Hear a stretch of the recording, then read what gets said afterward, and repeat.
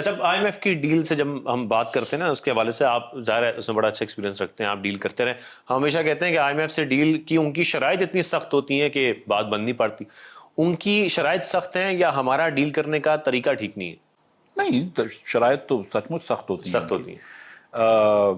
یہ کہنا کہ ہمارا ڈیل کرنے کا طریقہ صحیح نہیں ہے، یہ تھوڑا سا میرے خیال سے زیادتی ہوگی. بالکل سخت شرائط ہوتی ہیں، اور جیسے کہ 50 یا 100 شرائط ہوں گی. جیسے کہ آج ہمارے اوپر 75 کنڈیشنیں لگی ہوئی ہیں. 64 پہلے تھیں اور اس جو ٹرانچ کے لیے 11 کنڈیشنیں اور لگائی ہیں. ٹھیک ہے، 75 ہیں. اب انہوں نے 100 کنڈیشنز دی ہوں گی. 25 کنڈیشنز آپ نے ان سے نہیں مانی، آپ نے نیگوشیٹ کر لیا. وہ کون سی کنڈیشنز ہوں گی؟ جنہوں میں اخراجات کم کرنے کی بات ہوگی، جس میں انہوں نے بات کی کہ یہ آپ نیشنل فیڈرل پیکٹ بناؤ، بسپ کا خرچہ صوبوں کو دے دو. جو ٹیکس بڑھانے پہ مان جائیں گے. ہم ٹیکس بڑھانے پہ مان جاتے ہیں، ہم مراد ختم کرنے پہ نہیں مانتے.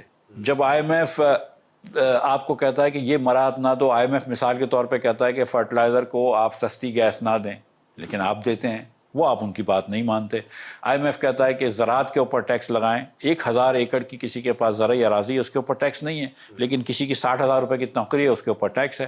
تو IMF کہتا ہے اس کے اوپر ٹیکس لگائیں، آپ وہ بات نہیں مانتے.